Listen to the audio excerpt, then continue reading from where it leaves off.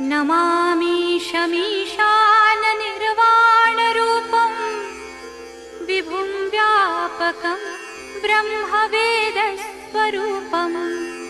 अजं निर्गुणं निर्विकल्पं निरीहं चिदाकाशमाकाशवासं भजेऽहम् निराकारमोङ्कारमूलं तुरीयं गिराज्ञानगोतीतमीशं गिरीशं करालं महाकालं कृपालुं गुणागारसंसारपारं